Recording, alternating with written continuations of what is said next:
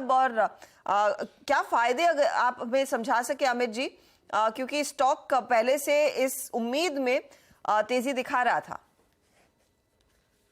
देखिए, ये USFD inspection इनके हमारे एपीआई साइट पे नवंबर में हुई थी। और उस समय भी हमने अनाउंस किया था कि हमारी ये इंस्पेक्शन 0483 पर हुई थी विदाउट ऑब्जर्वेशन। और ये ईआईआर आने का मतलब यह है कि ये फैसिलिटी अब क्लोज हो गई है, और बिना ईआईआर रिसिप्ट के आप कोई भी ड्रग मास्टर फाइल एफडीए में फाइल नहीं कर सकते।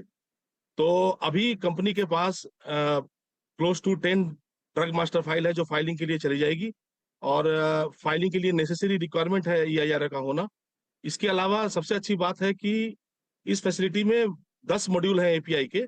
अलग अलग एपीआईज बनते हैं, मल्टीपर्पज प्लांट है, डेडिकेटेड प्लांट भी है। तो ये कंपनी के लिए बड़ी अपॉर्चुनिटी खोलती है, जो 30 साल में जब कंपनी एपीआई बिजनेस में है, और ये पहली बार यूएसएफडी अप्रूवल हुआ है। सो ये कंपनी ऑलरेडी यूरोप से अप्रूव्ड है जी। और सीडीएमओ करती है। और हम एक्सपेक्ट करते हैं कि यूएसएफडीए ईआईआर आने के बाद बहुत सारी सीडीएमओ डेवलपमेंट अपॉर्चुनिटी हमारी खुलेगी।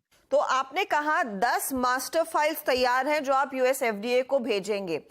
ये प्रोसेस शुरू करेंगे कब तक, और रफली कितना टाइम लगता है कि यूएस एफडीए से फिर फाइनल वो ड्रग या एपीआई के लिए क्लियरेंस मिलने में?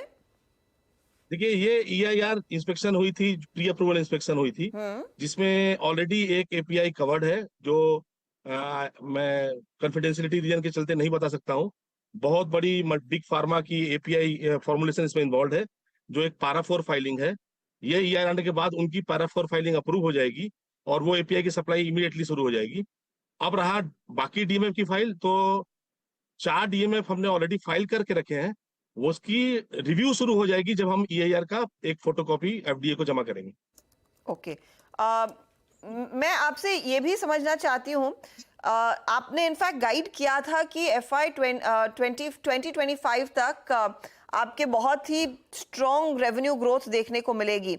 ये जो पर्टिकुलर अप्रूवल आया है, क्या अब उस रास्ते पर आपको और तेजी से ले जाएगा? बिकॉज आई थिंक 25 तक आपने गाइड किया था 1500 करोड़ का रेवेन्यू। 23 में आप रफली क्या एंटिसिपेट कर रहे हैं, और 25 तक 1500 करोड़ आसानी से हासिल हो जाएगा इन अप्रूवल्स के बाद, या फिर उससे बेहतर कर पाएंगे आप? देखिए, आप एक चीफ टेक्निकल ऑफिसर से बात कर रहे हैं। ये फाइनेंस की बातें तो चीफ एग्जीक्यूटिव ऑफिसर से बात करना होगा। आई लेकिन अंडरस्टैंड। मैं इतना बता सकता हूँ कि जो गाइडेंस दी गई है उसको अचीव किएंगे, बिकॉज हमारी डोमेस्टिक मार्केट में जो ओपीएम बिजनेस शुरू हुआ है, that is picking up very very well. Sir, technical terms पर रफली कितने एपीआईज की क्षमता यहाँ पर है? If you could just give us an idea, क्योंकि आपने कहा कि एक तो बड़ी फार्मा कंपनी की तरफ से बातचीत हो गई है, वो शायद जल्द ही उसको अप्रूवल मिलता हुआ दिखाई देगा। 4 लाइन में है, लेकिन कितना आप स्केल कर पाएंगे इस पर्टिकुलर फैसिलिटी से, अगर उसका एक अंदाजा हमें दे सके?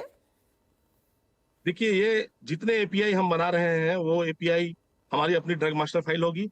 हम बहुत सारे कस्टमर से बात कर रहे हैं, लेकिन जैसे मैंने आपको बताया कि एक बड़ा यूनिक सा ईआईआर है, जहां पर एक फैसिलिटी पूरी अप्रूव हुई है, जहां हमारे पास 12 एपीआई मॉड्यूल हैं।